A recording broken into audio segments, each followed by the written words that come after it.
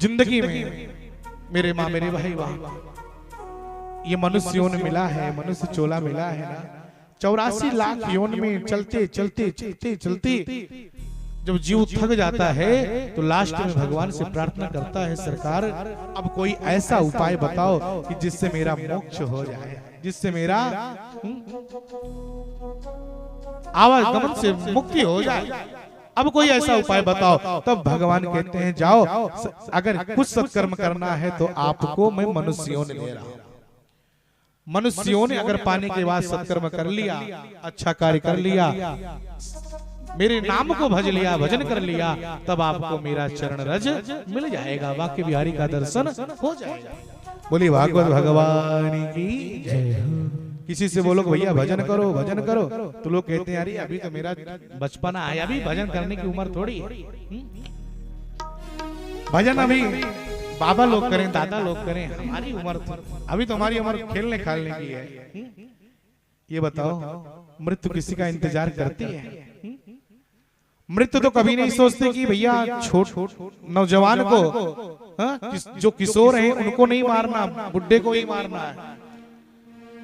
मृत्यु किसी का इंतजार नहीं करती, इसलिए भजन का कोई समय नहीं होता, भजन का कोई टाइम नहीं होता, भजन का कोई समय नहीं होता।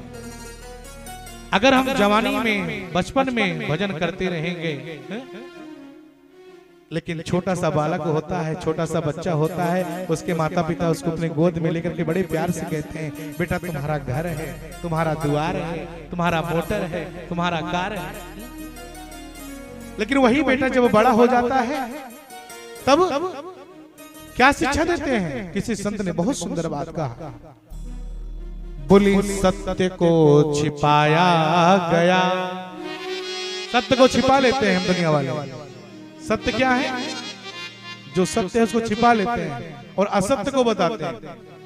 बोले सत्य को छिपाया गया और असत्य को बताया गया, हम सबको बताया गया कि क्या क्या सत्य है। तो जितने लोग हैं ध्यान देना, बोले बचपन में बताया गया कि धराधाम सत्य है, जवानी में बताया गया कि अर्थ काम सत्य है। लेकिन लास्ट में बोले पिंजड़े की पंछी जब पिंजड़े को छोड़ चला तो अंत में बताया गया कि राम नाम सत्य है। कब बताया जाता है? जब दो लोग आगे और दो लोग पीछे कंधे पर रख करके लेकर के जाते हैं। आगे वाले कहता है भैया राम राम, तो पीछे वाला क्या कहता है? सत्य है। जो बीच में खड़ा, जो बीच में लेटा रहता है ना, वो कहता है मूर्ख अभी तक क्यों नहीं बताया? अगर अभी तक बता दिया होता तो मेरा भी जीवन सफल हो गया होता। आज बता रहे हो कब? जब ये शरीर सक्षम नहीं रहा, शरीर सक्षम नहीं रहा, तब बताने से क्या लाभ? अगर पहले बता दिए होते राम नाम सत्य है। अच्छा ईमानदारी से बताना, भगवान का नाम ही तो सत्य है। सारी दुनिया कहती है ना, कौन कौन मानता है कि भगवान का नाम सत्य? जरा हाथ ऊपर करो, सब नीचे कर दो। अच्छा हम लोग सब मानते हैं कि भगवान का नाम सत्य है, भगवान का नाम सत्य है, लेकिन हम तो यहाँ मानते हैं कि बाबा गोस्वामी तुलसीदास जी की चौपाई यहाँ पर सिद्ध हो जाती है। कहाँ? को न कुसंगत पाई न साई। ऐसा ही संसार में कौन सा चीज है, कौन सी वस्तु है, कौन सा व्यक्ति है जो कुसंग में पड़ जाने के बाद बर्बाद ना हो जाए? दुनिया के ऐसा कोई व्यक्ति पैदा नहीं हुआ, कोई वस्तु बना नहीं जो कुसंग में पड़ जाए और बर्बाद ना हो जाए। प्रमाण के लिए राम नाम सत्य है। दुनिया जानती है कि राम नाम सत्य है। वेद पुराण गा गा करके चिल्ला चिल्ला करके कहते हैं कि राम नाम सत्य है, राम नाम सत्य है। लेकिन यही राम नाम सत्य हम लोग मुर्दे के साथ जोड़ दिए। किसके साथ जोड़ दिए? मुर्दे के साथ। और यही राम नाम जब मुर्दे के साथ जोड़ दिया गया तो यही पवित्र राम नाम आज दुनिया वाले लोग अपशगुन मानने लगे। इसको अपशगुन मानते हैं। अगर नहीं मानते तो विचार करिएगा, अगर मैं गलत बोल रहा हूं तो बताइएगा। विवाह मंडप में दूल्हा दुल्हन, दूल्हा और दुल्हन विवाह मंडप में भंवरी फिर रहे हो, अब बढ़िया भंवरी चल रही हो और वहां जाकर के कोई बड़े प्यार से बोल दे कि भैया राम नाम सत्य है, राम नाम सत्य है, राम नाम सत्य है। विवाह मंडप में भंवरी चल रही हो, सुंदर विवाह चल रहा हो और कोई जाकर के बोल दे कि राम नाम सत्य है, ईमानदारी से बताना गले में माला पड़ेगा कि जूता से स्वागत होगा? क्यों? क्योंकि मैं गलत नहीं बोल रहा हूं। राम नाम सत्य है, ये दुनिया जानती है, वेद कहता है, पुराण कहता है, और वही तो मैं बोला। लेकिन लोग उसको अपशगुन मानते हैं। क्यों? क्योंकि राम नाम सत्य है, ये मुर्दे के साथ जोड़ दिया गया। इसलिए जीवन में को न कुसंगत पाई न साई। ऐसा दुनिया में कोई ऐसा व्यक्ति नहीं है, कोई ऐसा वस्तु नहीं है जो कुसंग में पड़ जाने के बाद वो बर्बाद ना हो जाए। इसलिए जवानी में ही भगवान का नाम भजो। वृद्धावस्था हो गया, बुढ़ापे में तो माया और घेर लेती है भैया, जवानी में कम घेरती है। क्योंकि व्यापार करते हैं, नौकरी करते हैं, उसमें टाइम पास हो जाता है। लेकिन जब मरने लगते हैं, वृद्ध हो जाते हैं ना, तब माया और पकड़ लेती है। इसलिए जवानी किस काम की, ये किशोरावस्था किस काम का, जिसके मुख से भगवान का नाम न निकले। ऐसे लोगों को तो चुल्लू भर पानी में डूब करके मर जाना चाहिए। ऐसी किशोरावस्था लेकर के हम क्या करेंगे कि जिसके मुख से भगवान का नाम न निकले? ना राम नाम लीन हो तूने भरी जवानी में। अरे भरी जवानी में अगर भगवान के वजन नहीं चलेगा तो कब चलेगा?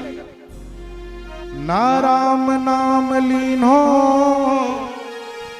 तूने भरी जवानी में, मर जा रे।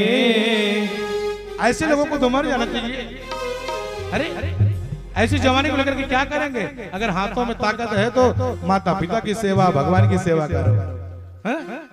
ना राम नाम लीन हो तूने भरी जवानी में, तो डूब के मर जा रे चुल्लू भर पानी में, तो डूब के मर जा रे चुल्लू भर पानी में।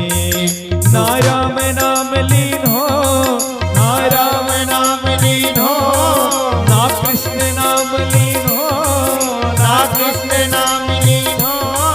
दिन भरी जवानी में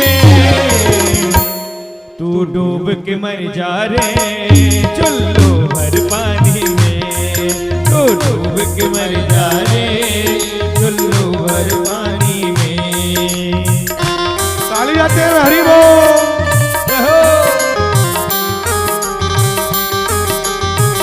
मस्तानी की एकदम आनंद के साथ भाव विभोर हो जाओ। जय हो।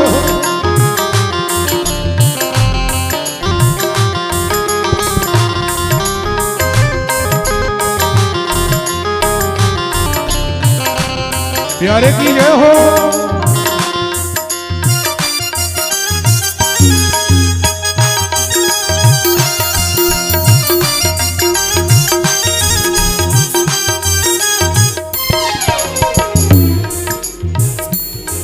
क्यों करता मेरा मेरा क्या हो, क्यों करता तेरा मेरा, यहाँ कुछ भी नहीं है तेरा। क्यों करता तेरा मेरा, यहाँ कुछ नहीं है तेरा। ओ क्यों करता तेरा मेरा, यहाँ कुछ भी नहीं है तेरा। क्यों करता तेरा मेरा, यहाँ कुछ भी नहीं है तेरा। एक दिन होगा भैया तेरा मरघट में डेरा, एक दिन होगा भैया तेरा मरघट में डेरा। एक दिन होगा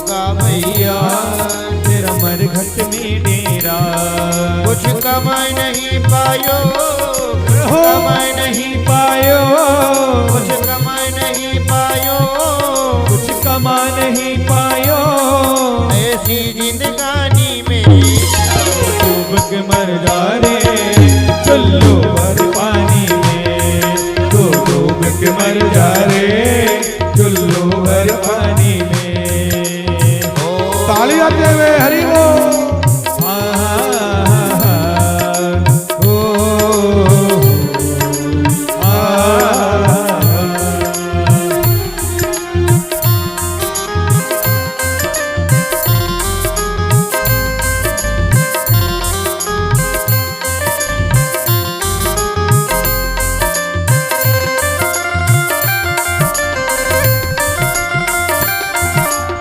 जो पीछे खड़े हैं, रोड पे खड़े हैं, वो भी ताली बजाएं। जय हो।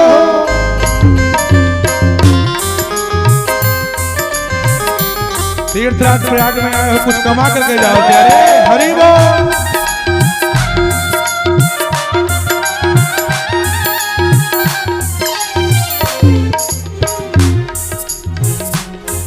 नायरा में नाम लीन हो, क्या लायो माटी में, मिल जायो माटी में, क्या लायो माटी में, मिल जायो माटी में। एक दिन काया तेरी फंस जाएगी काठी में, एक दिन काया तेरी बह जायो माटी में। ओ क्या लायो माटी में, मिल जाएगो माटी में, क्या लायो माटी में, मिल जायो माटी में। एक दिन काया तेरी मिल जाएगी माटी में, एक दिन काया तेरी मिल जाएगी माटी में। ओ पानी का बबूला है, पानी का बबूला है, पानी का बबूला है, मिल जाएगो पानी में। जरा दोनों हाथ पे उठा दो। हाँ, तू डूब के मर मर जा जा रे, रे चुल्लू भर पानी में, ओ डूब के मर जा रे चुल्लू भर पानी में। नारा में नाम लीन हो, नारा में नाम लीन हो, ना कृष्ण नाम लीन हो, तूने भरी जवानी में। तो डूब के मर जा रे चुल्लू भर पानी में, तू डूब के मर जा रे चुल्लू भर पानी में, तू डूब के मर जा रे चुल्लू भर पानी में, तू डूब के मर जा रे चुल्लू भर पानी में, तू डूब के मर जा रे चुल्लू भर पानी में, तू डूब के मर जा रे चुल्लू भर पानी। बोले वृंदावन बिहारी लाल की जय हो। भक्त वत्सल भगवान की जय हो। श्री सुखदेव जी महाराज श्री परीक्षित जी को सावधान करते हुए कहते हैं, राजन संसार सब मिट्टी है, जितना कुछ दिखाई देता है, जितना कुछ दिखाई दे रहा है, सब मिट्टी है। चाहे मिट्टी का दुकान हो, चाहे मिट्टी का व्यापार हो, चाहे मिट्टी का बंगला, सब मिट्टी है। बस केवल कमाते कमाते कमाते कमाते, ये ध्यान देना। घरानी भूमौ पसवो ही गोष्ठे, जब हमारी अर्थी हमारे घर से जाने लगती है ना, चार लोग जब कंधे पर रख कर लेकर के जाते हैं, आगे वाले राम राम सत्य है सब बोलते रहते हैं, तो जितना मैंने कमाया है, चाहे ईमानदारी से चाहे बेईमानी से, जितना मैंने कमाया है वो सब यहीं का यहीं पड़ा रह जाता है, छूट जाता है। घरानी भूमौ पसवो ही गोष्ठे, नारी गृहे द्वार सखा श्मशान, देहिश्चितायाम परलोक मार्गे, धर्मानुरागो गच्छति जीवैसा। जब हमारी अर्थी जाने लगती है तो घर भूमि सब अपनी जगह पर ही रह जाते हैं। नारी गृही, हमारी अर्धांगिनी, हमारी पत्नी, जिनको मैं सब कुछ समझता हूं, वो भी घर में ही रुक जाती है, घर में रह जाती है। सखा श्मशानी, जो हमारे मित्र होते हैं, हमारे सगे संबंधी होते हैं, वो हमारे साथ श्मशान तक चले जाते हैं। लेकिन देहि चितायाम परलोक मार्गे, जब मेरी चिता बन जाती है और ये पार्थिव शरीर उस पर लिटा दिया जाता है, मेरा जो बेटा है वो मुखाग्नि देता है, अग्निदान कर देता है, उसके बाद धर्मानुरागो गच्छति जीव एषा। जो धर्मानुरागी जीव होते हैं, जो धर्मानुरागी व्यक्ति होते हैं, महापुरुष होते हैं, वही यात्रा करते हैं, भगवान के चरण को वही प्राप्त करते हैं, बाकी सभी लौट चले आते हैं। हमारे साथ कुछ नहीं जाएगा, जो 3 घंटा हम लोग यहाँ बैठ कर रहे हैं यही जाएगा। श्री सुखदेव जी महाराज कहते हैं, राजन परीक्षित बोले हाँ, कहा भगवान की सुंदरता, परमात्मा की सुंदरता, इतनी अद्भुत सुंदरता है भगवान की, मेरे राघव की सुंदरता, मेरे गोविंद की सुंदरता इतनी सुंदर है कि जिस सुंदरता को देख लेने के बाद 100 करोड़ कामदेव अपने आप को न्यौछावर करते हैं। अच्छे धनुर्धर अपने तीर कमाल तरकस को उनके चरणों में न्यौछावर कर देते हैं। चक्रवर्ती ऐसे वैसे नहीं, स्वयं महाराज भीष्म पितामह जैसा धनुर्धर आज भगवान की सुंदरता को देख लेने के बाद, परमात्मा की सुंदरता को देख लेने के बाद अपना धनुष बाण भगवान के चरणों में अर्पित कर दिया। आज हम सभी लोग सुंदर बनना चाहते हैं, सब सुंदर बनना चाहते हैं, लेकिन सुंदर ऐसे भौतिक सुख सुविधाओं से सुंदर थोड़ी ना बन जाएंगे। हम सभी सुंदर बनना चाहते हैं, लेकिन सुंदरता अगर देखना है तो मेरे राघव की सुंदरता देखो। सुंदरता की बात आई, एक बात याद आ गया।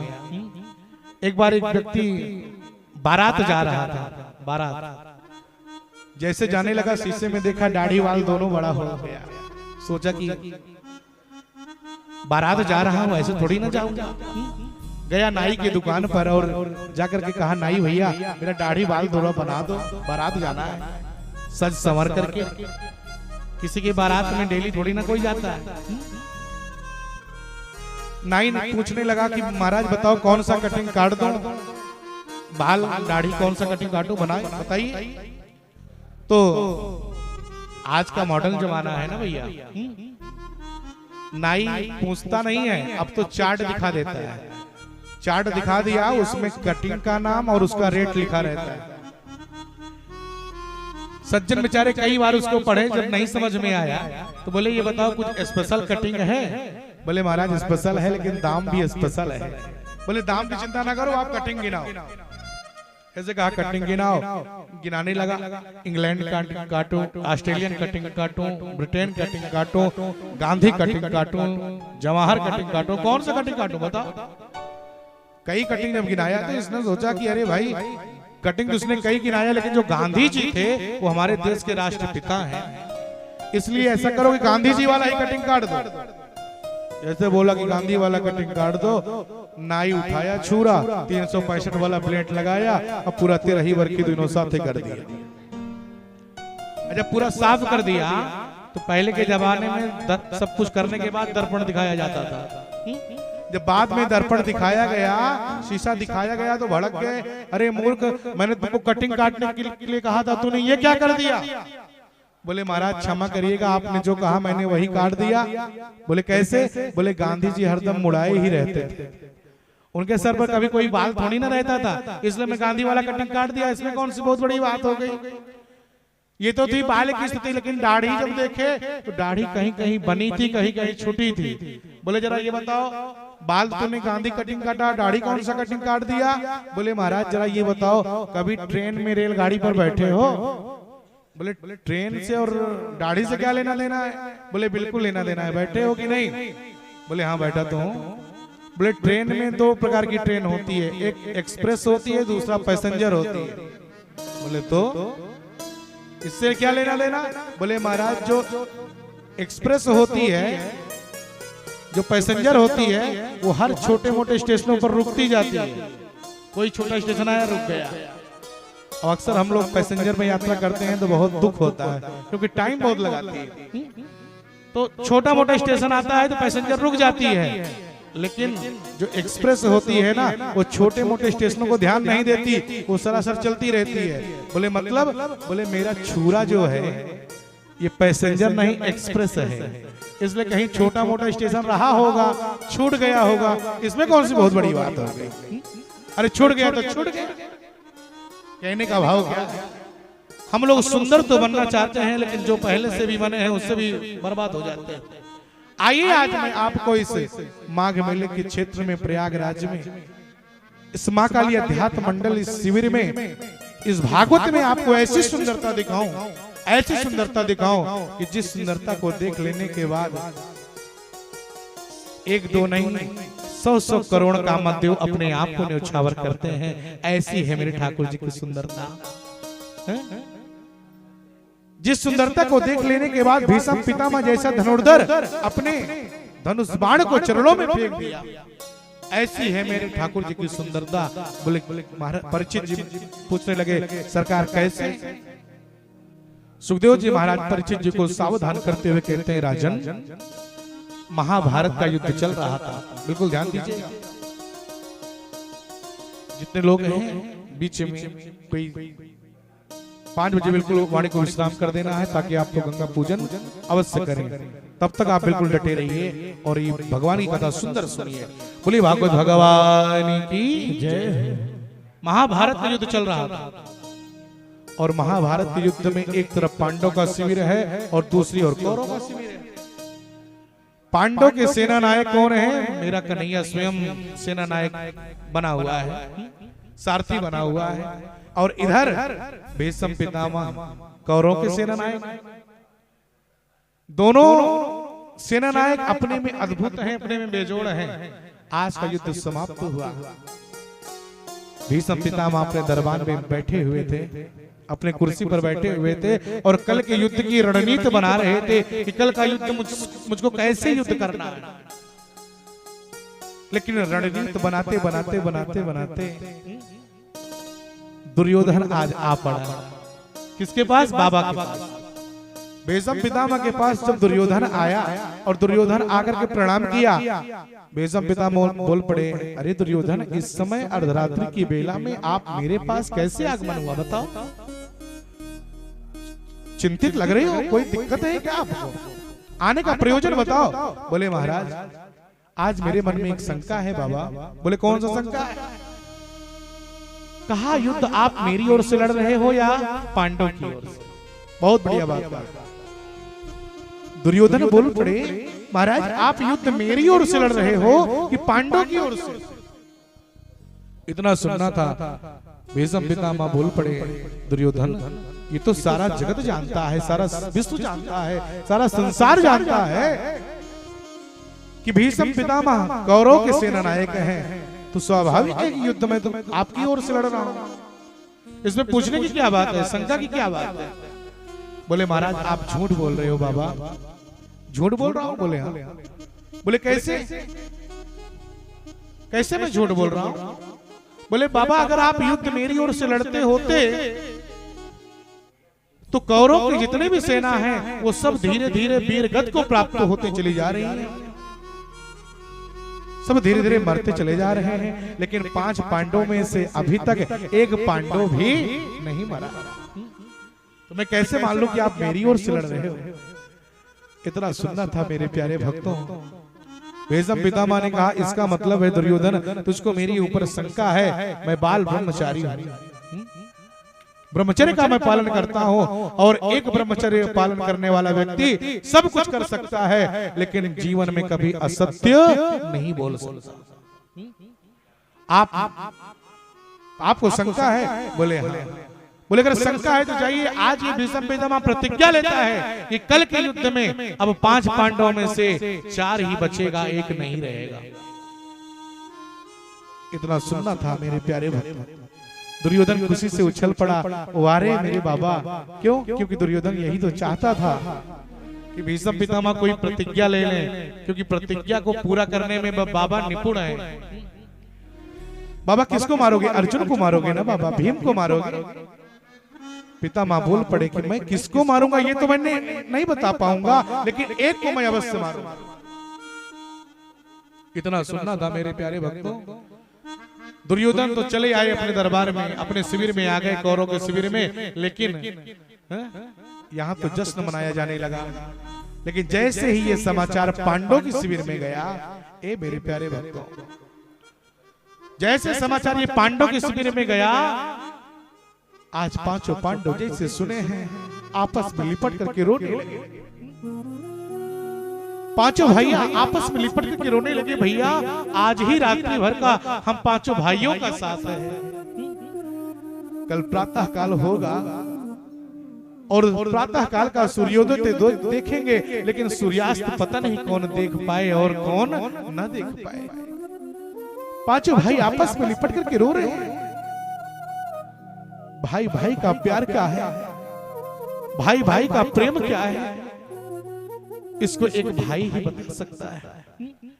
भाई भाई का प्यार क्या क्या होता है, इसको अगर जानना है, देखना है, तो राम लक्ष्मण भरत शत्रुघ्न चारों भैया से पूछिए।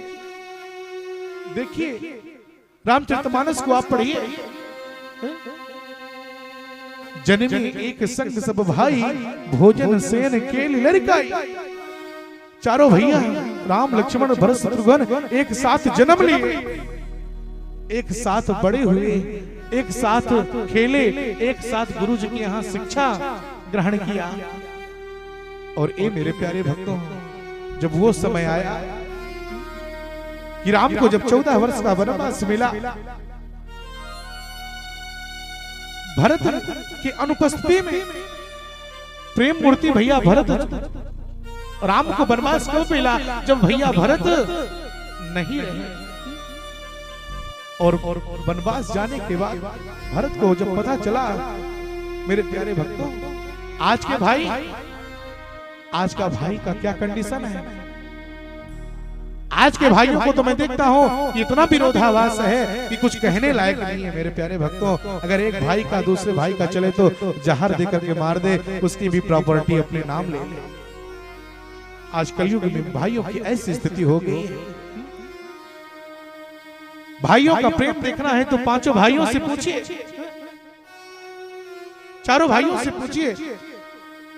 चित्रकूट की पावन स्थली पर आज इतना बड़ा राज्य अयोध्या का, वो इन दोनों भाइयों के लिए फुटबॉल बना है। राम जी कह रहे हैं भैया भरत आप संभालो, भरत जी कह रहे हैं नहीं भैया आप संभालो। कितना बड़ा प्यार, कितना बड़ा प्रेम बना हुआ है। पांचों भाई आपस में लिपट करके रो रहे हैं। उसी समय मेरा कन्हैया पहुंचा, मुरलीधर मेरा गोविंद पहुंचे, और जैसे गोविंद मेरा पहुंचा, मेरा कन्हैया पहुंचे, और जैसे आए अंदर प्रवेश किया और पांचों भाइयों को आपस में लिपट करके रोते हुए देखे। भगवान बोल पड़े, अर्जुन आप पांचों भाई आपस में रो रहे हो, क्या बात है अर्जुन, रो क्यों रहे हो। अर्जुन रो करके कहते हैं कन्हैया सो तुम जानो हो अंतर्यामी, आप तो अंतर्यामी हो, सब कुछ जानने वाले हो, फिर भी आप हमसे पूछ रहे हो। भगवान बोल पड़े, अर्जुन भैया भगवान के पास यही समस्या है कि जब तक भक्त भगवान से कुछ बताता नहीं है, तब तक भगवान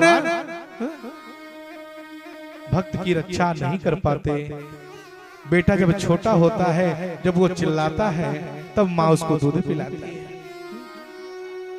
हालांकि माँ को पता होता है कि मेरा बेटा भूखा होगा, 2 घंटा हो गया दूध पिए, अब मेरा लाला भूखा होगा, लेकिन कुछ जरूरी काम जब कर रही है और काम को विराम देने के बाद सोच रही है बस विराम दो जाकर के, तब तक बालक को भूख लग जाती है तो रोता है।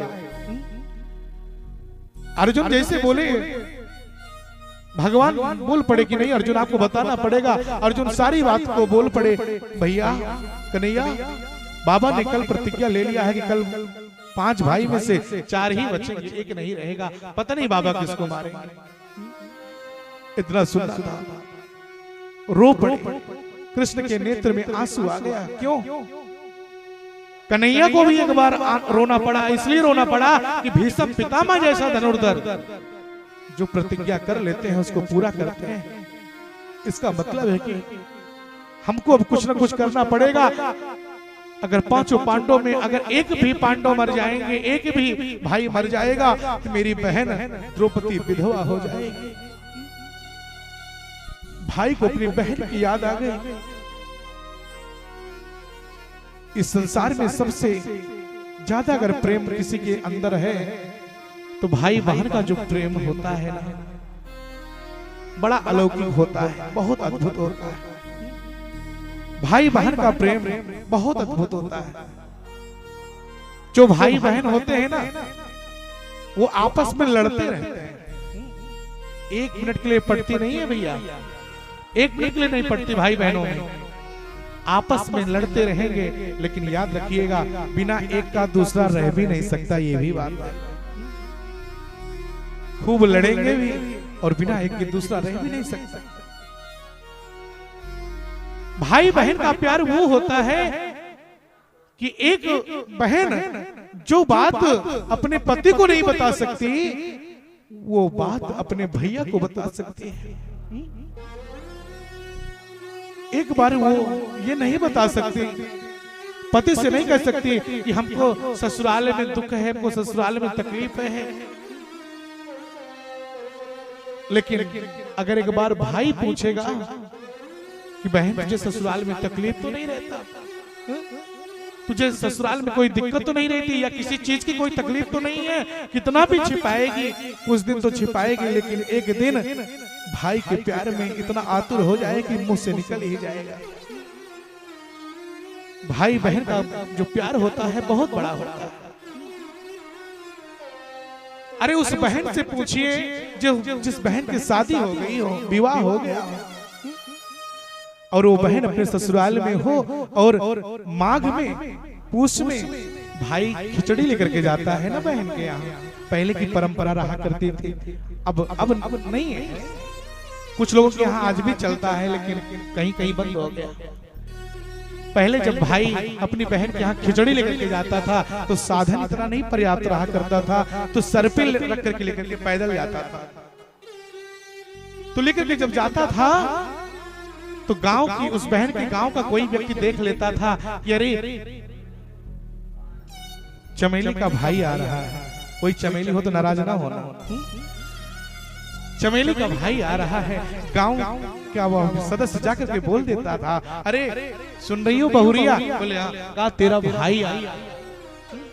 इतना सुनना, जैसे भाई का शब्द सुनती है बहन, कितना भी जरूरी काम कर रही हो, एक बार खुशी से नाच पड़ती है कि आज मेरा भैया आ रहा है, आज मेरा भाई आ रहा है। भाई सब, लेकिन भाई जैसे बिल्कुल भर करके लेकर के पहुंचा और बहन दरवाजा को खोली, और जैसे दरवाजा को खोल करके बोल पड़ती है, पसीने से लथपथ है। दरवाजा खोलने के बाद बहन को कौन कहे कि पानी दो। दरवाजा खोलने के बाद बहन सुनाने लगे, किसने बुलाया था, क्यों आए हो, जैसे आए हो वैसे चले जाओ। खरी खोटी दो शब्द सुना देती है, लेकिन याद रखिएगा मुंह से तो सुनाती है लेकिन दिल में अथाह प्यार रहता है। मुंह से तो सुना देती है लेकिन दिल में अथाह प्यार रहता है कि मैं अपने भैया को क्या पाऊं और क्या लाकर के खिला दूं। आज यही प्रेम, यही प्यार कृष्ण को याद आ गया, और याद आने से मेरे कृष्ण के नेत्र में आंसू आ गया। मेरी बहन आज विधवा हो जाएगी। रोता हुआ कन्हैया सीधे बोल पड़ा अर्जुन से, अर्जुन तू चिंता ना कर, कुछ नहीं होगा। कौन कहता है कि कल तू मरेगा? ऐसा नहीं हो सकता। बोले क्यों? तू नहीं जानता कन्हैया, बाबा ने प्रतिज्ञा लिया है। बोले कुछ नहीं होगा। बाबा ने क्या प्रतिज्ञा लिया है?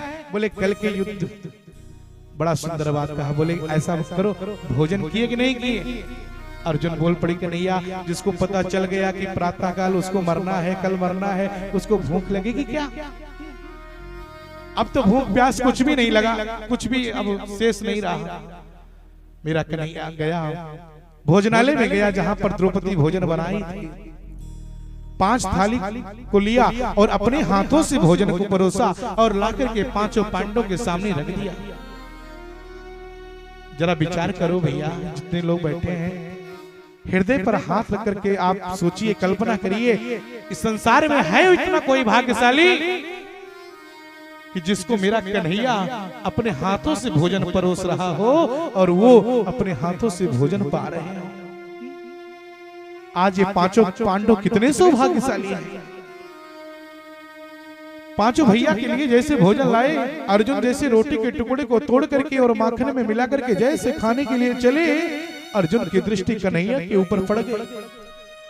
मेरे कन्हैया के नेत्र में आंसू छलछला रहा था और जैसे कृष्ण के नेत्र में आंसू देखे अर्जुन हाथों से रोटी का टुकड़ा छूट गया। मेरे प्यारे भक्तों, और हाथों से जैसे रोटी का टुकड़ा छूट गया, अर्जुन बोल पड़े, कन्हैया ये बता, तू भी तो मेरे साथ युद्ध में था। अगर भूख हमको लगी है तो भूख तुझे भी तो लगी होगी, तो तेरे हिस्से की थाली कहाँ है कन्हैया? कन्हैया बोल पड़ा, अर्जुन बोले हाँ। बोले ब्रह्म के पास, भगवान के पास यही समस्या है। ब्रह्म जब तक जीव को तृप्त नहीं करा लेते, भक्त को तृप्त नहीं करा लेता, तब तक भगवान अन्न जल ग्रहण नहीं करता। अगर आप तृप्त हो जाओगे तो मैं अपने आप तृप्त हो जाऊंगा अर्जुन, मैं अपने आप तृप्त हो जाऊंगा। अर्जुन नहीं माने तो भगवान मेरे श्याम सुंदर किए क्या, पांचों थाली के भोजन को एक कर लिया और एक करने के पश्चात एक बार भगवान अर्जुन को खिलाए अपने हाथों से, भीम को खिलाए, पांचों पांडवों को खिलाने के बाद छठी बार सभी का जूठा भगवान स्वयं खा लिया। इतने बड़े दयालु हैं मेरे सरकार के, सबका जूठा खा लिया। लोगों ने प्रश्न कर दिया, महाराज आप तो तीनों लोगों के मालिक हो, एक साधारण से पांचों पांडवों के जूठा को खाने के लिए आप आ गए। भगवान बोल पड़े, एक प्रयागराज के प्यारे भक्तों, एक मां गंगा की गोद में बैठने वाले प्यारे भक्तों, भगवान तो संकल्प लेते हैं। भगवान कहते हैं कि मैं कोई द्वापर त्रेता में ही नहीं आया, मैं कलयुग में भी आऊंगा, लेकिन एक बार प्रयागराज वाले मेरे प्यारे भक्त एक बार हमको प्यार से, श्रद्धा से, भाव से बुला करके तो देखो, मैं तुम्हारे भी जूठन को खाने के लिए आऊंगा, तुम्हारे भी जूठन को खाने के लिए आऊंगा। बुला करके तो एक बार देखो। नंगे पांव मेरा कन्हैया भगा आएगा अपने भक्त की रक्षा करने के लिए। भगवान सबको खिला करके और सबको सुंदर आसन दिया, सब लोग सो गए। अर्जुन को नींद नहीं आ रही है। अर्जुन, कन्हैया मुझे नींद नहीं आ रही है। बोले जरा ये बताओ, बहुत ऊंची बात कहा भगवान, बोल पड़े गोविंद, बहुत ऊंची बात बोले। बोले बाबा ने कब कहा है मारने के लिए? बोले कल कहा है। बोले कल कहा है तो अब बाबा नहीं, बाबा का पूरा खानदान आ जाएगा ना, फिर भी तेरा बाल बाका नहीं कर पाएगा। अर्जुन निश्चिंत होकर के सो जाओ। बोले क्यों? बोले कल कभी आता है, आप लोग बताओ, कल कभी आता है क्या? अगर बाबा ने आज के लिए बोला होता तो मैं मान लेता, लेकिन बाबा ने कल के लिए कह दिया है, इसलिए अर्जुन हम निश्चिंत होकर के सो जाओ। जब कल कभी आएगा तब बाबा तुझे मारेंगे, जब कल आएगा ही नहीं तो बाबा क्या मारेंगे? अर्जुन सो गए। अर्जुन समझ गए कि जब अपने जीवन की बागडोर कृष्ण के हाथों में सौंप दिया है, तो अब हमको चिंता करने की क्या आवश्यकता है? अब तो सब कुछ चिंता जो करेंगे ये मेरे कन्हैया को ही चिंता करने की आवश्यकता है। अब निश्चिंत होकर के सो गए, सब लोग सो गए, पूरा हस्तिनापुर वाले सो गए, लेकिन सब सोए, लेकिन एक को नींद नहीं आई। एक व्यक्ति ऐसा रहा उसको नींद नहीं आई। कौन? वो कोई और नहीं, वो मेरे द्वारकाधीश है। क्यों? भगवान को क्यों नींद नहीं आ रही है? भगवान को इसलिए नींद नहीं आ रही है क्योंकि अर्जुन, पांचों पांडव, सभी का बागडोर, जीवन की बागडोर कृष्ण के हाथों में सौंप दिया। जीव, याद रखिएगा, जीव तब तक रोता है जब तक जीव को अपना बल हो। हम लोग कब तक रोते हैं? जब जीव तब तक रोता है जब तक हमको अपना बल होता है, अपने ऊपर भरोसा होता है, अभिमान होता है, घमंड होता है, मैं ऐसा कर दूंगा, मैं वैसा कर दूंगा, तब तक जीव को रोना पड़ता है। लेकिन जिस दिन अपना नहीं तू का भरोसा हो जाता है, ए सरकार, जो कुछ है वो सब आप करने वाले हो, मैं कुछ नहीं हूँ। जिस दिन मैं यानी अहंकार हट जाता है और तू का भरोसा हो जाता है, उस दिन फिर जीव हंसता है और जीव के लिए परमात्मा को रोना पड़ता है। जब तक अपना बल होता है तब तक जीव रोता है, भगवान हंसते हैं। और जब अपना नहीं तू का भरोसा हो जाता है, तब फिर जीव हंसता है और उसके लिए भगवान को रोना पड़ता है, क्योंकि पूरा बागडोरम मेरे हाथों में है। महाराज मेरे प्रभु कृष्ण पूरी रात नहीं सोए, करूं तो क्या करूं? जब पूरी रात नहीं सोए, करूं तो क्या करूं? 12 बजा, जैसे 12 बजा द्रौपदी की याद आ गई कन्हैया, और जैसे मां द्रौपदी की याद आई, द्रौपदी अपने कमरे में चद्दर ओढ़ करके सो रही थी। कन्हैया गया, दरवाजे के साकल को खटखटाया, नहीं खुला। 2 बार धक्का दिया, तीसरी बार जो धक्का दिया दरवाजा खुल गया। ध्यान से सुनिएगा, जैसे दरवाजा खुला, मेरा कन्हैया द्रौपदी को देखा तो निश्चिंता की नींद में सो रही। द्रौपदी को आज ये नहीं पता कि आज मैं सुहागन बनकर के सो रही हूं और कल प्रातः काल होगा तो मेरे मांग से सिंदूर हटा दिया जाएगा, मेरे हाथ मेरे शरीर से रंगीन साड़ियां उतार करके मुझको सफेद साड़ी पहना दिया जाएगा, मेरे कलाई की चूड़ी तोड़ दिया जाएगा। द्रौपदी की ऐसी स्थिति को देख करके भगवान कि नेत्र से आंसू गिरने लगा। मैं अपनी बहन को कैसे कहूं कि बहन आज रात्रि भर तो केवल सुहागन है, कल प्रातः काल होते ही तू विधवा हो जाएगी। भगवान के नेत्र में आंसू छल गिर रहा है, लेकिन भगवान द्रौपदी के ओढ़े हुए चद्दर को जैसे पकड़े और पकड़ करके धीरे से उठाया। द्रौपदी की नींद खुली और सामने देखा तो कन्हैया। द्रौपदी रोती हुई जल्दी से उठकर बैठ गई। कन्हैया, अरे कैसे इतनी रात्रि में मेरे कमरे में कुछ चाहिए था क्या? पिताजी की याद आ रही है, नींद नहीं आ रहा है। कैसे मेरा कन्हैया बोल पड़े कि मुझे किसकी याद आ रही है? आंखों में आंसू देखे तो द्रौपदी घबरा गई। कन्हैया जल्दी से बताओ ना, मुझे चिंता हो रही है, तू रो क्यों रहा है? किसी की याद आ रही है? माँ के बार बार पूछने पर कन्हैया बोल पड़ा, बहन मैं क्यों रो रहा हूं, क्या तू सुन पाएगी? बोले हाँ बताओ ना कन्हैया, क्यों रो रहे हो? बोले देवी द्रौपदी अगर सुन सकती है बहन तो सुन। आज मैं इसलिए रो रहा हूं क्योंकि आज जो तेरे मांग में सिंदूर ये सुशोभित हो रहा है, कल प्रातः काल होते ही सखियां इसको धुल देंगी, तेरे हाथों की चूड़ियां तोड़ दिया जाएगा, तेरे हाथों में जो मेहंदी ये महक रही है ये मेहंदी धुल दिया जाएगा, रंगीन साड़ी उतार करके तुझको सफेद साड़ी पहना दिया जाएगा बहन, तो विधवा हो जाएगी। इतना सुना था द्रौपदी बिलख करके रोने लगी और चरणों को पकड़ करके कन्हैया के बैठ गई। कन्हैया क्या कह रहा है लाला तू? जिस अपनी बहन के तू पागल तो नहीं हो गया? जिस बहन के हाथ में तू हरदम मेहंदी देखा करता था, जिस बहन के मांग में तू हरदम सिंदूर देखा करता था, वो खाली मांग तू कैसे देख पाएगा? जिस द्रौपदी के जिस बहन के कलाई कभी सोनी नहीं रहा करती थी, वो खाली कलाई तू कैसे देख पाएगा? चरणों को पकड़ करके बैठ गई। कन्हैया कुछ भी करो, मैं विधवा नहीं होना चाहता। प्रयागराज में जितनी मेरी माताएं आई हैं, हर माता का ये संकल्प होता है, हर माता का ये एक भावना होती है कि जीवन में जाना तो सभी को है, मेरी माताओं, मेरे भैया, मेरे बाबूजी, जाना मरना एक दिन सबको है, लेकिन हर माता का एक संकल्प होता है कि मेरे सुहाग जब मेरे आंखों के सामने बना रहे।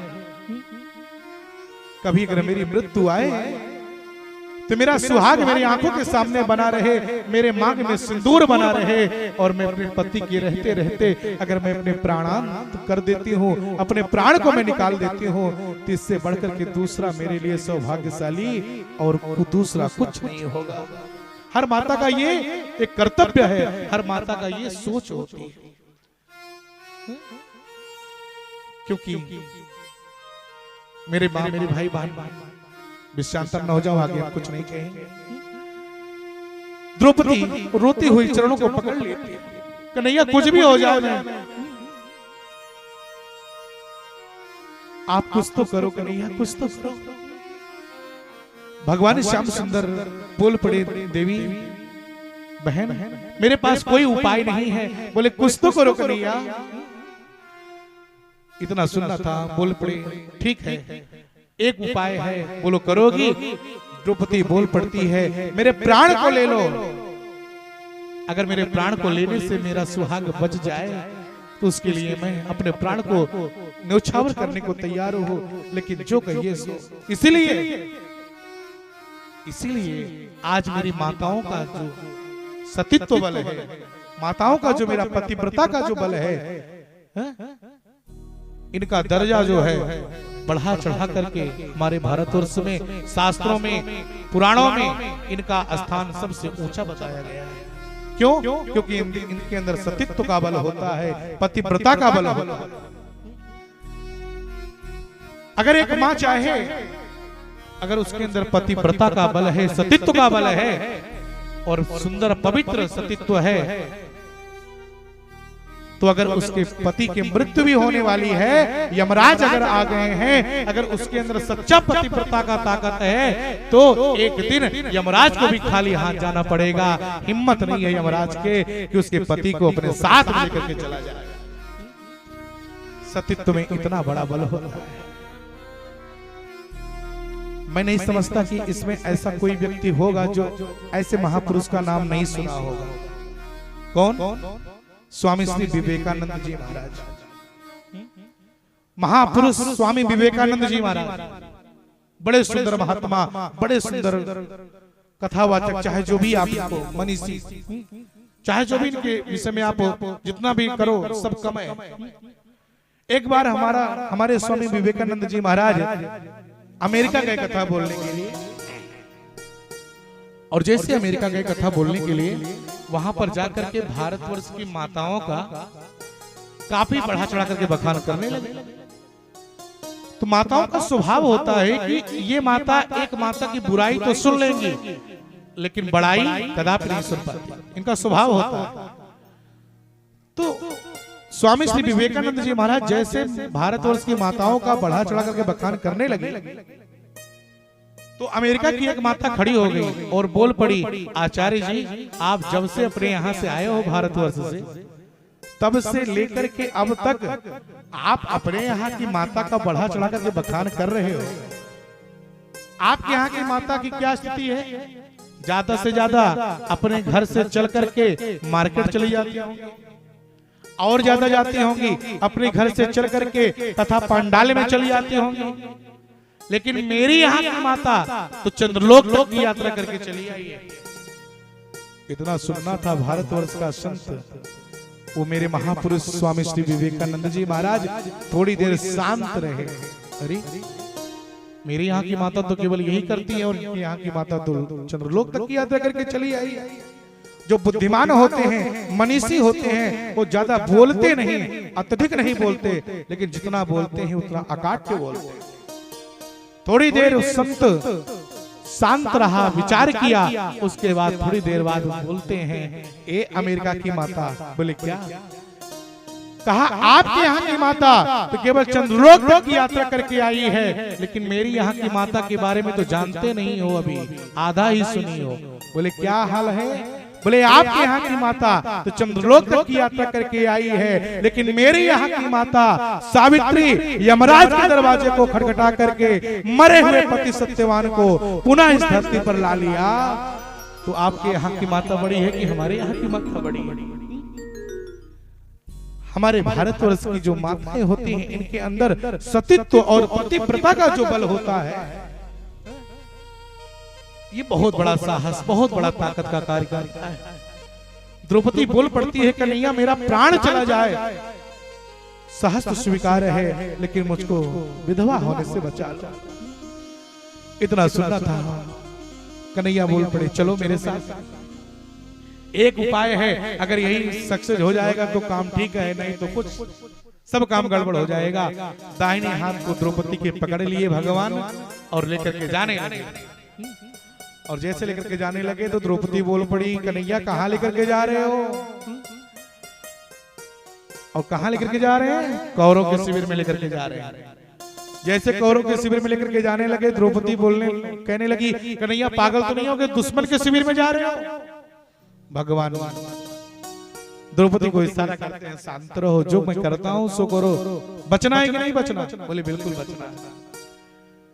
दाहिने हाथ को पकड़ी और लेकर के जाने लगे। और जैसे लेकर के जाने लगे सीधे चप्पल चलते चलते खटपट की सैंडल आवाज कर रही थी। कन्हैया किया क्या? बोले जरा अपने पादुका को उतारो।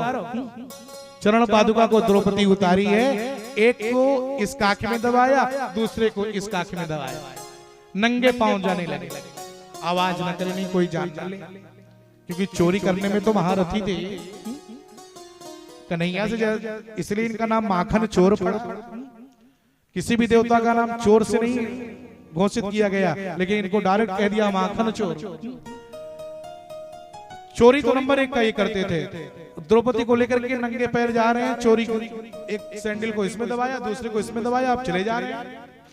और जैसे गए तो किसके शिविर में जा रहे हैं? साधारण से किसी के शिविर में गए होते तब तो बनता, ये भीष्म पितामह के शिविर में डायरेक्ट चले गए। और जैसे भीष्म पितामह के शिविर में गए पहुंचे, द्रौपदी बोल पड़ी कन्हैया ये तो बाबा का शिविर है। बोले हमको भी पता है कि बाबा का शिविर है। बोले यहाँ क्यों लाए हो? बोले द्रौपदी अब जो मन में मेरे कामना थी यही एक उपाय मुझको समझ में आया, अगर यही सक्सेस हो गया तो तुम विधवा होने से बच जाओगी, तुम्हारे पति बच जाएंगे, नहीं तो अब मेरे पास भी कोई उपाय नहीं है। बोले क्या करना पड़ेगा?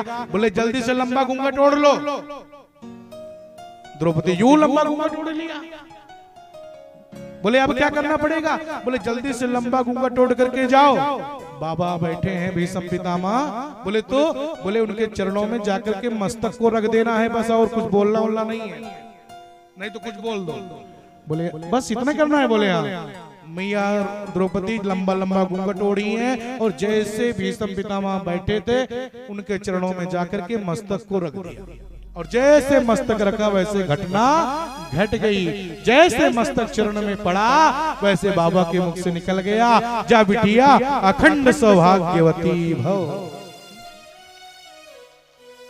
बेटी अखंड सौभाग्यवती भव। और जैसे अखंड सौभाग्यवती भव शब्द मेरे गोविंद के कानों में गया, कन्हैया खुशी से उछल पड़ा, वारे विधाता मेरी बहन विधवा होने से बच गई, विधवा होने से बच गई। अब उठ करके खुशी से उछल पड़ा। मैया द्रौपदी धीरे से उठी हैं, लेकिन इन माताओं की आदत है राजेंद्र बाबू। आदत क्या है?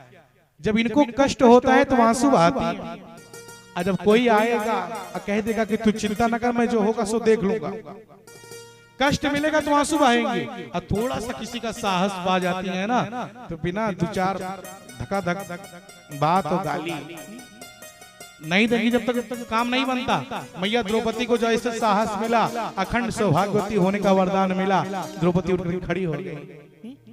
और जैसे खड़ी हुई सामने बोलती है बाबा। भीष्म पितामह ने कहा हाँ बिटिया बताओ। बोले बाबा ये बताओ, मैंने सुना है कि भीष्म पितामह जो कहते हैं उसको करते हैं। हाँ बेटी ये तो बात सही है। बोले बाबा मैंने ये सुना है कि बाबा की जो प्रतिज्ञा है वही प्रतिज्ञा रघुकुल की थी जो आपकी है। मतलब? बोले प्राण जाए पर वचन न जाए, प्राण चला जाए लेकिन वचन खाली नहीं जाता, यही प्रतिज्ञा आपकी भी है। बोले हाँ बेटी मैं तो जो कहता हूँ एक ही बात कहता हूँ, दो नहीं कहता। बोले बाबा आपने कल कोई प्रतिज्ञा लिया था? बोले हाँ। बोले कौन सी प्रतिज्ञा? कहा कल के युद्ध में 5 पांडवों में से 4 ही बचेंगे, एक नहीं रहेगा, एक को मारूंगा। बोले बाबा अगर एक को मारोगे तो इसका मतलब है द्रौपदी को विधवा होना पड़ेगा। बोले हाँ वो तो होना ही पड़ेगा। बोले बाबा फिर आज आप दो बात कैसे कह दिए अपने मुख से? मतलब बोले एक तरफ आपने ये कसम लिया है कि द्रौपदी को विधवा बनाऊंगा और दूसरी ओर कह दिया कि अखंड सौभाग्यवती भव। तो महाराज अगर अखंड सौभाग्यवती भव आपके मुख से निकल गया तब मैं विधवा कहाँ बनूंगी? इतना सुनना था। बोले आप कौन हो? उठ करके खड़े हो गए। आप कौन हो? बोले महाराज मुझे नहीं जानते, मैं पांडव की पत्नी द्रौपदी हूँ। बस इतना सुनना था। द्रौपदी हूँ। भीष्म पितामह उठकर खड़े हो गए। अरे तू द्रौपदी है? हमको तो पता था कि ये दुर्योधन की पत्नी है, इसलिए मैंने अखंड सौभाग्यवती होने का वरदान दिया। अगर हमको ज्ञात होता कि तू द्रौपदी है तो ऐसा वरदान न देता। चलो अच्छा जो हुआ सो हुआ। ये बताओ। बोले क्या? कहा कैसे आना हुआ? तुम्हारा आगमन इधर कैसे हुआ? किसके साथ आई हो? इतना सुनना था। किसके साथ आई हो? बोल पड़ी। बाहर झांकती है द्रौपदी। कन्हैया फंसा दिया ना लगा। बोले क्या हुआ? बोले आपने तो केवल चरणों में सर रखने के लिए कहा था, बोलने के लिए तो कुछ मना किया था। अब बाबा पूछ रहे हैं मैं क्या बताऊं? क्या बताऊं इनको? बोल तो कि दासी के साथ आई हूं, मेरा नाम मत लेना। कन्हैया बोल पड़े कि द्रौपदी बोल दो दासी के साथ आई हूं। बाबा बोले हाँ। बोले मैं दासी के साथ आई हूं अपने। भीष्म पितामह बोल पड़े भाई अभी तक जो दासियां आती थी वो आप भी प्रणाम करती थी और दासी भी प्रणाम करती थी। आज ऐसी कौन सी नई दासी की एंट्री हुई है जो मेरे पास नहीं आई? बोले बाबा वो आपसे डर रही है। अच्छा। भीष्म पितामह मन ही मन समझ रहे लगता है दासी नहीं दासा लग रहा है, क्योंकि दासी होता तो जरूर आ जाती है। बाहर झांकती है और जैसे बाहर कन्हैया बोले हाँ। बोले अब क्या कहूं? बोले तो डर रही है आपके पास, आप ब्रह्मचर्य इतने बड़े पुरुष हैं, आपके पास कैसे आऊंगी? बोल कई बार बोले आपके पास डर रही है, आने नहीं आना चाहती। भीष्म पितामह ने कहा एक काम करो। बोले क्या? कहा अगर आपकी दासी मेरे पास आने में डर रही है तो कोई बात नहीं है, लेकिन हमको उसके पास जाने में डर थोड़ी ना लगेगा। अपने दासी से कह दो। भीष्म पितामह समझ गए कि कुछ दाल में काला है, क्योंकि पांचों पांडवों के जितनी साहस नहीं को ऐसा कार्य करेंगे। अगर ऐसा किसी ने किया होगा तो छलिया कन्हैया ही होगा। बोलो भागवत भगवान की जय हो। ऐसा करो अपने दासी को बोल दो कि थोड़ा सावधान हो जाए, मैं स्वयं देखने के लिए आ रहा हूं। मैया द्रौपदी बाहर झांकती हुई कहती है कन्हैया। बोले हाँ। कहा बच सकते हो तो बच जाओ, अब भाग सकते हो तो भाग जाओ। क्यों? बोले बाबा मान नहीं रहे, ये खुद आ रहे हैं, अब सावधान हो जाओ। मेरा कन्हैया विचार करने लगा आने दो, उनसे कम कलाकार थोड़ी ना है। जैसे ही भीष्म पितामह बाहर निकलना प्रारंभ किए, जैसे निकले वैसे मेरा कन्हैया यूं लंबा लंबा पीतांबर लिया था और यूं लंबा घूंघट ओढ़े लिया, खड़ा हो गया, गोपी बन गया बिल्कुल दासी। वो तो कम कलाकार थोड़ी ना था, बिल्कुल दासी बन गया। आ जाओ बाबा। अब भीष्म पितामह कन्हैया को एक बार देखे और एक बार द्रौपदी को देख रहे हैं, दोनों में तुलना कर रहे हैं। इसमें तो जमीन और आसमान का अंतर दिख रहा है भाई। दूर से जैसे द्रौपदी को देखे और दूर से कृष्ण को देख रहे हैं, बड़ा अंतर दिख रहा है। करूं तो क्या करूं? थक गए। जैसे जैसे भीष्म पितामह कृष्ण की ओर जा रहे हैं, कन्हैया भगा चला जा रहा है। आगे आगे कन्हैया है, बीच में द्रौपदी है, पीछे भीष्म पितामह है। चल रहे हैं और चलते चलते चलते चलते भीष्म पितामह थक गए, खड़े हो गए और मिलान करने लगे। और जैसे मिलान करने लगे तो द्रौपदी को देखे कि यूं लंबा घूंघट काढ़ी है और ये वाली गोप की ये भी लंबा घूंघट काढ़ी है। तो जरा ध्यान देना मेरे प्रयागराज के प्यारे भक्तों, अगर कोई पुरुष को साड़ी पहना दो, अब उससे बोल दो कि 100 मीटर दूरी चले जाओ और घूंघट डाल करके खड़े हो जाओ। अब मेरी मैया को बोल दो कि 100 मीटर आप भी चले जाओ और घूंघट डाल कर खड़ी हो जाओ। अब किसी को 100 मीटर दूर कर दो और उससे पूछो कि इसमें बताओ नर कौन है, नारी कौन है, पुरुष कौन है, स्त्री कौन है, तो बिल्कुल समझ जाएगा। एक अंतर होता है राजेंद्र बाबू, एक अंतर होता है। जब मेरी माताएं घूंघट डाल करके अपने सर पर खड़ी होती है ना, तो इनका जो ये सिर का भाग है, सिर, क्योंकि ये मर्यादा में होती है, लज्जा में होती है, इनका जो सिर का भाग है ये कितना भी इसको उठाएंगे लेकिन ये झुका ही रहेगा। अब मेरे पुरुष वर्ग, मेरे बिरादरी वाले लोग जो बैठे हैं और खड़े हैं, हमारे बिरादरी वाले, जब हम लोग घूंघट पहन करके डाल करके जब खड़े होंगे राजेंद्र बाबू, तो कितना भी इस सिर को नीचा करेंगे लेकिन अंटीना की तरह खड़े रहेगा। क्यों? क्योंकि कभी झुकना जाने नहीं तो कहां से झुकेंगे। भीष्म पितामह तुलना किए, बस समझ गए कि दासी नहीं दासा है। और ये मेरे प्यारे कन्हैया तो घूंघट बहुत सुंदर ओढ़ा था, लेकिन थोड़ा सा गलती कर दिया था। पता था क्या गलती किया था? घूंघट तो बड़ा लंबा बढ़िया ओढ़ा था, लेकिन गलती ये किया था कि आगे तो यूं लंबा घूंघट, लेकिन पीछे वाला प्लेटफॉर्म खाली था। आगे यूं लंबा घूंघट और पीछे खाली। जैसे भीष्म पितामह की दृष्टि पीछे पड़ी है, समझ गए और दौड़ करके गए हैं और जाकर के पीताम्बर को, कृष्ण के चेहरे से पीताम्बर को खींच लिए। और जैसे पीताम्बर खींचे वैसे मेरे कन्हैया का मुखारविंद, सुंदर मुखारविंद का दर्शन किया, अवलोकन किया। और जैसे पर्दा खुला, पर्दा ज्यों खुला और जैसे पर्दा खुला, भीष्म पितामह जोर से ठहाका मार करके हंसने लगे। वारे कन्हैया, मैं जानता था कि ऐसा साहस करने वाला कोई दूसरा नहीं हो सकता तेरे अलावा। कन्हैया, ये आदत तो कब सुधारेगा? बोले महाराज क्या बताऊं, बहन की बात हो गई थी इसलिए आना पड़ा। भक्त, देखिए भीष्म पितामह भगवान के परम भक्त हैं। दोनों में आपस में बातें होने लगी, मीठी मीठी बातें होने लगी। लेकिन कन्हैया एक चोरी किया था, चोरी रास्ते में। कौन सी चोरी किया था? अभी कथा के बीच में आपको बताया था। जल्दी बताओ, मैं कथा को आगे बढ़ाऊं। 5 बजने वाले हैं। बोलिए भागवत भगवान की। कन्हैया एक चोरी किया था। कौन सा चोरी? तो बात करते करते करते करते अचानक मेरे श्याम सुंदर को थोड़ा सा खुजलाहट हुआ और बाएं कंधे पर खुजलाना था तो बाएं हाथ से हो नहीं सकता था, तो दाहिने हाथ को यूं ला करके और जैसे खुजली किया, और जैसे खुजली किया वैसे ही इधर ढीला पाया, सैंडल खट्ट से नीचे गिर गई। सभी लोगों ने देखा, भीष्म पितामह की दृष्टि पड़ी। भीष्म पितामह बोल पड़े, अरे वारे कन्हैया, ब्रजे वसंतम नवनीत चौरम गोपांगनानां चदकुल चौरम अनेक जन्मार्जित पाप चौरम चौराग्रगण्यम पुरुषम नमामि। वारे कन्हैया, बचपन में छोटा था तो गोपियों के घर जा जाकर के माखन चुराता था।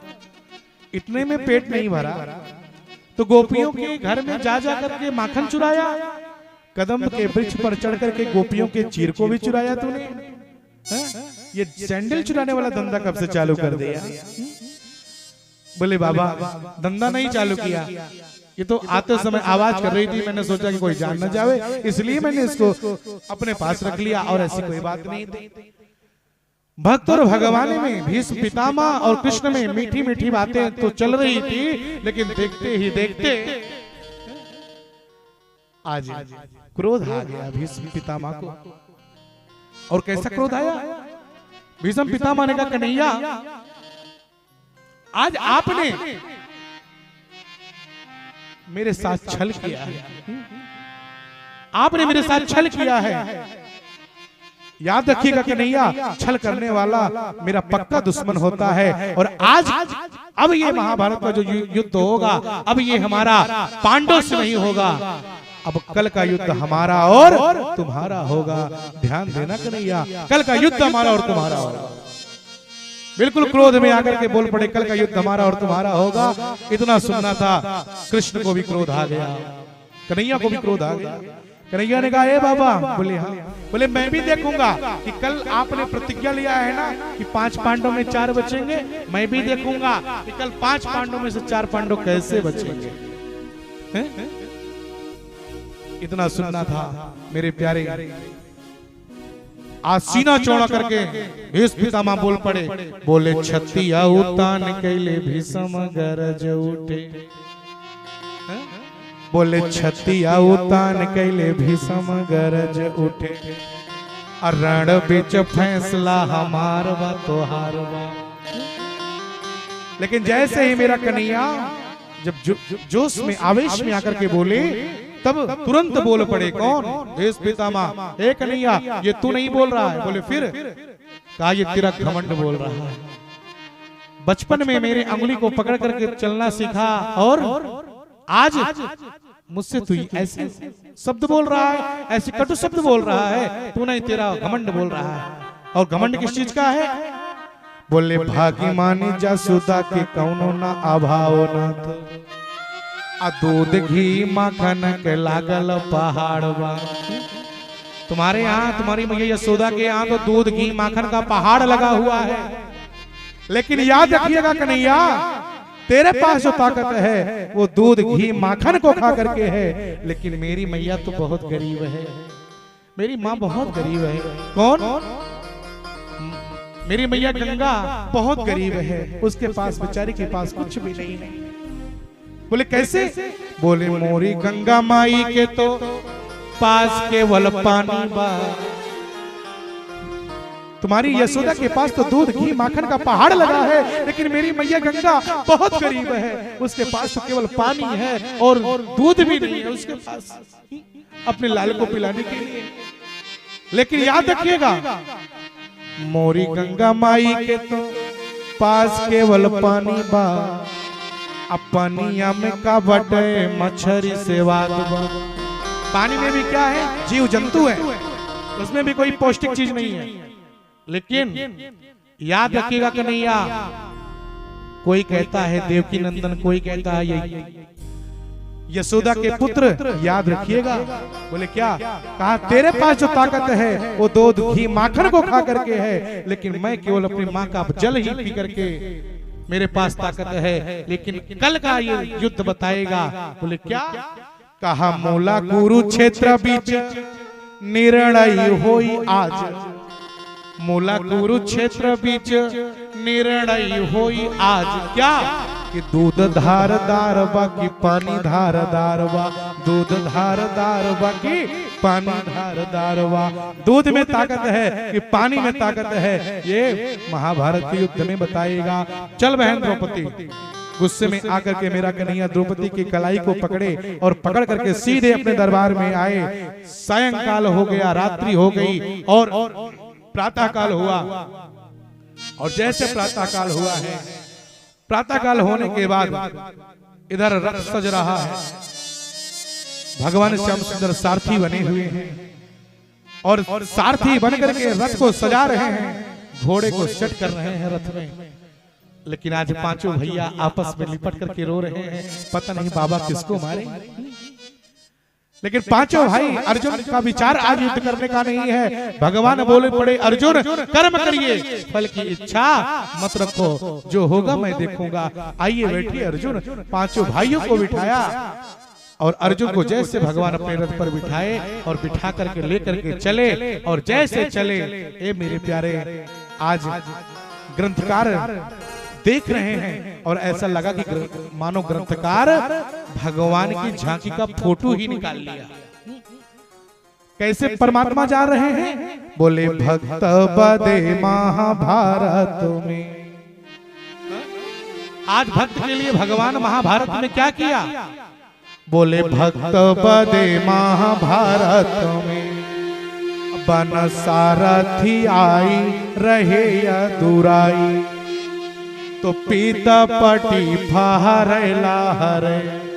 भगवान जो पीतांबर पहने हैं ना, रथ चलाते चलाते हवा से पीतांबर लहरा रहा है, तो पीता पटी फहरेला हरे, रथो हाका डोर उठाई उठाई। अरे मेरे प्यारे प्रयागराज के प्यारे भक्तों, बीच बीच में जब मेरा कन्हैया मुस्कुरा करके अर्जुन से बातें करते थे, तब बोले पार्थ से बात करें मोह सुकाई। पार्थ माने अर्जुन। जब अर्जुन से बीच बीच में मुस्कुरा करके बात करते थे तो बोले पार्थ से बात करें मुस्काई, अरे माधव कई लखी सुंदरताई। तो सोच लगे मन ही मन भीषम। आज मेरा कन्हैया रथ को सीधे लेकर के भीष्म पितामह के सामने जाकर के खड़ा कर दिया, और भीष्म पितामह के बगल में दुर्योधन है। दुर्योधन बोल पड़े बाबा जल्दी बाण चलाओ, आपके सामने अर्जुन खड़े हैं।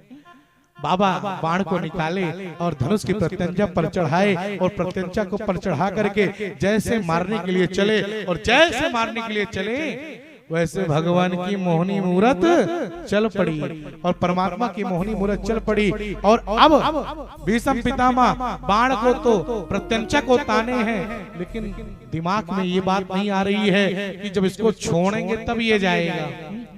भगवान की मोहनी मूरत जैसे देखे आंखों में मोहनी मूरत अटक गई, सोचने लगे कि अभी अगर मारूंगा, जैसे मारूंगा वैसे ये मोहनी मूरत मेरी आंखों के सामने धराशाही मर जाएगी, वीरगति को प्राप्त हो जाएगी। अब अगर नहीं मारूंगा तो मेरे संकल्प क्या होगा। मेरे प्यारे देखते ही देखते बोले पार्थ से बात करें मुस्काई के, अरे माधव कैला की सुंदरताई। तो सोच लगे मन ही मन भीष्म। भीष्म पितामह सोचने लगे क्या कि सोच लगे मन ही मन भीष्म, अरे ध्यान लगाई कि बाण चलाई। ध्यान लगाऊं कि बाण चलाऊं। अगर ध्यान लगाता हूं तो प्रतिज्ञा नष्ट हो जाएगा, और अगर प्रतिज्ञा को ध्यान दूंगा तो इतना सुंदर ध्यान नष्ट हो जाएगा। मैं करूं तो क्या करूं, जरा ध्यान से सुनिएगा। हर भक्त के पास, हर व्यक्ति के पास दो आंखें हैं, और दो आंख में दो पर्दा है, एक साधना का पर्दा और दूसरा वासना का पर्दा। अब प्रश्न ये होता है कि हम दुनिया को कैसे देख रहे हैं, भगवान की मूर्ति को कैसे देख रहे हैं, पत्थर की मूर्ति को कैसे देख रहे हैं। एक साधना का पर्दा, दूसरा वासना का, और दोनों में अंतर है। दोनों में जमीन और आसमान का अंतर क्या है। किसी संत ने बहुत एक बात कहा है कि साधना में कितनी बड़ी शक्ति है। बोले कितनी बड़ी, कहा वासना इंसान को हैवान बना देती है, और साधना पत्थर को भी भगवान बना देती है। साधना पत्थर को भी भगवान बना देती है। साधना में बहुत बड़ी शक्ति है मेरे प्यारे। जैसे ही कन्हैया का मोहनी मूरत हटा, भीष्म पितामह ने अनेकों बाण चलाया, और जब अनेकों बाण चलाया तो परमात्मा देखे कि मेरा अर्जुन अब कष्ट में है, तब भगवान अपने अंगुली में रथ के चक्के को लेकर के दौड़ पड़े, शस्त्र को ग्रहण कर लिया। और जैसे शस्त्र को ग्रहण किया, जैसे भगवान के हाथों में शस्त्र को देखे भीष्म पितामह धनुष और बाण दोनों फेंक दिया, और फेंक करके कृष्ण की ओर धन्य हो धन्य हो धन्य हो कह करके दौड़ने लगे। भगवान जैसे पितामह को देखे कि पितामह मेरी ओर आने लगे, तो पितामह भी, भगवान भी रथ के चक्के को फेंक दिया, और भगवान भी धन्य हो बोलते हुए दौड़ पड़े। पूरे जितने और आए थे सैनिक, वो सब लोग समझ नहीं पा रहे हैं कि ये लोग युद्ध करने आए हैं कि कुछ और कार्य करने आए हैं। रण क्षेत्र में ऐसा कार्य कर रहे हैं, कैसे कौन सी लीला चल रही है। जब भक्त भगवान दोनों आपस में आकर के मिले, भगवान बोल पड़े बाबा आप हमको धन्य हो क्यों बोल रहे हो। तो बाबा बोले आप हमको धन्य हो क्यों बोल रहे हो। भगवान बोले आप हमको क्यों बोल रहे हो। तो भीष्म पितामह ने कहा बाबा आप धन्य हो। बोले क्यों। आज आपने साबित कर दिया सरकार आप धन्य हो। धन्य नहीं बल्कि परम धन्य है आप। कैसे। बोले पूरे महाभारत में आपने संकल्प लिया था, सौगंध लिया था कि पूरे महाभारत में मैं शस्त्र ग्रहण नहीं करूंगा, लेकिन आज आपने भक्त की मर्यादा को रखने के लिए, भक्त की रक्षा करने के लिए अपने संकल्प को आपने तोड़ दिया, प्रतिज्ञा को तोड़ दिया। आपने अपने हाथों में शस्त्र ग्रहण कर लिया, इसलिए सरकार आप परम धन्य हैं। भगवान बोल पड़े बाबा, लेकिन आप जरा बताओ, आप हमको धन्य हो क्यों बता रहे हैं? हमको धन्य हो क्यों आप बोल रहे हैं? भीष्म पितामह ने, भगवान बोल पड़े, नहीं पितामह आप धन्य हो। क्यों? बोले इसलिए आप धन्य हो कि आज आपने साबित कर दिया कि अगर एक भक्त सच्चे हृदय से, सच्चे भक्ति और भाव से अगर भगवान से जो भी कार्य कराना चाहे वो अपने भक्ति और भाव से करा सकता है, क्योंकि आपका भक्ति हमारे प्रति अपार भक्ति है, इसमें कोई शंका और संशय नहीं है। आज आपकी भक्ति प्रगाढ़ है, इसलिए भगवान कहते हैं कि जहां भक्त निज पग धरे, हुआ धरऊं में हाथ, पीछे पीछे मैं फिरूं, कभी न छोड़ू साथ। भगवान तो करुणानिधान है, भक्त वत्सल है, इसलिए तो भगवान को कहा गया है ना, करुणा निधान रउआ। भगवान करुणा निधान है, भक्त वत्सल है। करुणा निधान रउआ जगत के दाता है, करुणा निधान रउआ जगत के दाता है, करुणा निधान रउआ जगत के दाता है, करुणा निधान रउआ जगत के दाता है। श्री भगवान रउआ जगत के दाता है, श्री भगवान रउआ जगत के दाता है।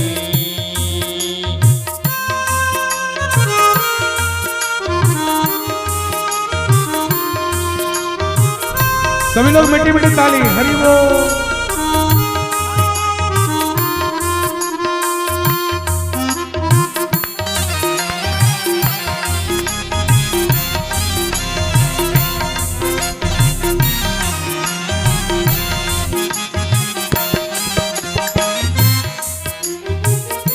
मती के फेर देहली, मती के फेर दिहली, विपत्ति के टेर देहली, विपत्ति के टेर दिहली, मती के फेर देहली, ओ मती के फेर दिहली, विपत्ति के टेर देहली, ओ विपत्ति के टेर दिहली। जाने जहान रउआ जगत के दाता है, जाने जहान रउआ जगत के दाता है, करुणा निधान रउआ जगत के दाता है।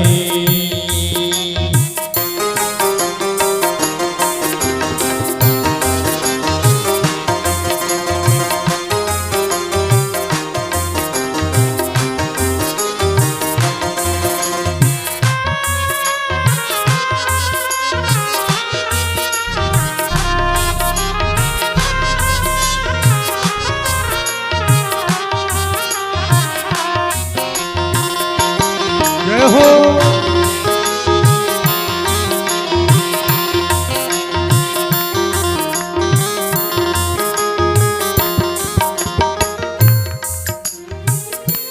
माई सबरी घर गईली, प्रेम से बिरवे खैली, माई सबरी घर गईली, प्रेम से बिरवे खैली, माई सबरी घर गईली, जय हो, प्रेम के भूखे। सबरी घर गईली, प्रेम से बिरवे खैली, कई के बखान रउआ जगत के दाता है, कई के बखान रउआ जगत के दाता है, करुणा निधान रउआ जगत के दाता है।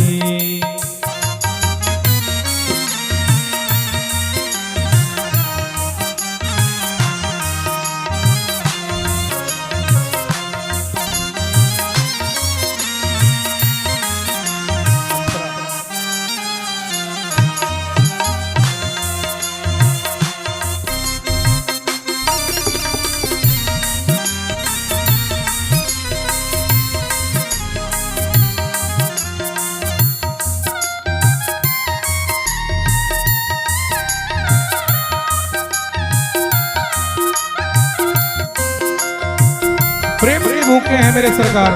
बस सबरी और द्रौपदी के द्वारा बुला करके तो देखो, मीठी मीठी ताली, दोनों हाथ लहराएंगे। भक्त विदुर घर गईले, भक्त विदुर घर गईली, प्रेम से सगवे खैले, प्रेम से सगवे खैली। भक्त विदुर घर गईले, प्रेम से सगवे खैले।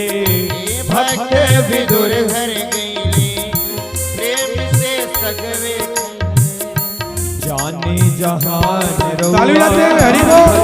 के दाता जाने जहान रहुआ जगत के दाता है।